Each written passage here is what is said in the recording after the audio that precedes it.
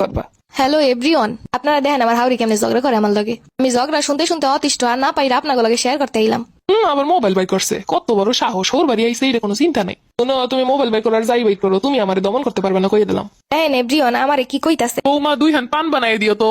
সংসার আমার ভাল লাগে না, সংসার আমার ভাল লাগে না, সংসার বিষের জ্বালা। বৌমা কাপ চা দিও তো। দেশটা সবকিছু সংস্করণ চলতেছে, এই সংসারের সংস্করণ করা বেশি দরকার। আজকে বৃষ্টি বুনা খিচুড়ি বানাইও। আহা কত শান্তি।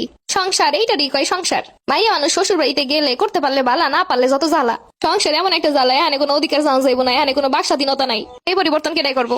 এইখানে যদি অধিকার চাইতে যাওয়া নাই তাইলে কইবো কি এর শ্বশুর বাড়ি, এর স্বামীর বাড়ি, এখানে কি অধিকার চাওয়ানোর জায়গা?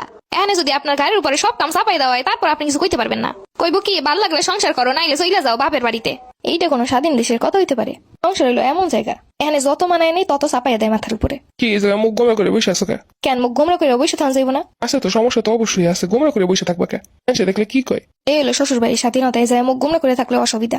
এই ফিস ফিস করে কিছু কইতাছো? না না না না, তোমাকে ব্যাপারে কিছু কইতে পারি আবার? মনে মনে কইতেছিলাম তোমরা কত ভালো, আমার মুখ গোমরাটাও দেখতে পারো না। এই তো বুঝতে পারছো ভালো জিনিস। এবার আমি একটু বাইরে যাই। বাইরে গিয়ে কি করবা? বন্ধু বান্ধব আছে, একটু যাইতেছি আড্ডা দিতে। আজকে না ছুটির দিন, এই জন্য তো একটু বাইরে যাইতাছি। আজকে দিনটা তো একটু আমার লগে থাকতে পারো, আমার একটু হেল্প করে দিতে পারো। কামাই রোজগার করে আইনা দিয়ে ঘরে ওই রান্না করবে, এইটুকুই তো। আর হেল্প করে দেওয়ার কি আছে, ঘরে তো আর কোনো কাম নাই। বেশি না, 2টা দিন একটু ঘরে কাম করে দাও, তাহলে বুঝতে পারবা কোনটা কঠিন, চাকরি কঠিন না ঘরের কাম কঠিন। আমার কাম যেটা মনোযোগ দিয়ে করতে আসি, তোমার যেটা কাম সেটা তুমিও মনোযোগ দিয়ে করো। না এ তো দেখতেছি দেশের সব পরিবর্তন হইলো, অথচ আমার কপালটার পরিবর্তন হইলো না। আগের সরকার থাকতে আমি কাজের বুয়া রহিমা ছিলাম, আর নতুন সরকার আসার পর আমি কাজের বুয়া রহিমাই আছি। কি এখন এদিকে বইয়ে রইছো, ঘরের কামের কোনো খোঁজ খবর নাই নাকি? সব কাম আমার মাথার উপর উঠাই দিলেই বাসে। সকাল থেকে করছি, এখন আর করতে পারতাছি না। বাপের বাড়ি দিয়ে আইসো কি এইসব ডং করে নিলে গিয়া? এইসব মেয়ে মানুষ হলো অলক্ষী, ঘরের দায়িত্ব কর্তব্য কোনো কিছু নিজে থেকে পালন করবে না, খোসাই খোসাই সব করণ লাগবো। আম্মা ঠিক করে কথা কইন, দেশটা কিন্তু স্বাধীন হইছে।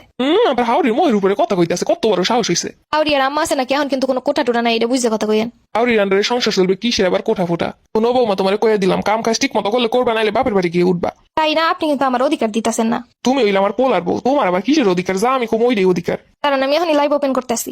এই স্বাধীন দেশে এখন আমার লাগে সব হইতেছে, কেন আমার তো দেখান লাগবো।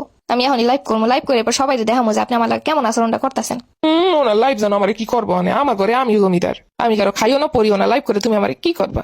হ্যালো এভরিওয়ান, আপনারা দেখেন আমার হাউরি কেমনে ঝগড়া করে আমার লগে। আমি ঝগড়া শুনতে শুনতে অতিষ্ঠ আর না পাইরা আপনার লগে শেয়ার করতে এলাম। আবার মোবাইল বাই করছে, কত বড় সাহস, ওর বাড়ি আইসে এটা কোনো চিন্তা নেই। তুমি মোবাইল বাই করার যাই বাই করো, তুমি আমারে দমন করতে পারবে না, কইয়ে দিলাম। দেখেন এভরিওয়ান আমারে কি কইতাছে।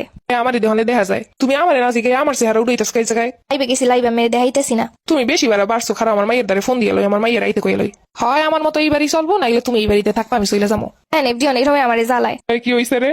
ইয়ার হইবে তোর বউ, তোর বউই তো সবকিছুর মূল। ওইসি টাইম মতো কাম কাজ সব শেষ করতে, অথচ দেখ মোবাইল বাইর করে কি করতেছে। কথা কনের লগে লগে মোবাইল বাইর করে খারাপ আপনার লাইভে নিতেছি। লাইভটা কি তুমি ঘরের মধ্যে কি শুরু করছো এগুলা? দেখেন এভরিওয়ান আপনারাই তো দেখতে পাইতেছেন আমার লগে কি হয়। এই জায়গায় কি আমার কোনো দোষ আছে? আমার কোনো ভুল আছে? আমি কি কোনো ভুল করেছি? অথচ দেখেন হুদাই আমার লগে কিরকম একজনের পর একজন ঝগড়া করতে আইতাছে। এরকমই হয় সবসময়।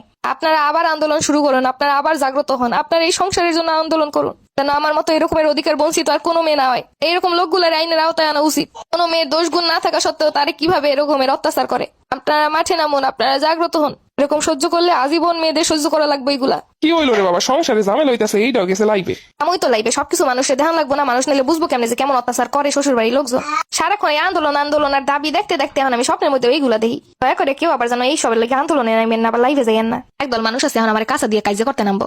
বাইরা বুইনেরা পিলি সামনেরা পাশে সরে যান। এটা আমার স্বপ্নে দেখা কাহিনী, কেউ বেশি বুঝতে দিবেন না।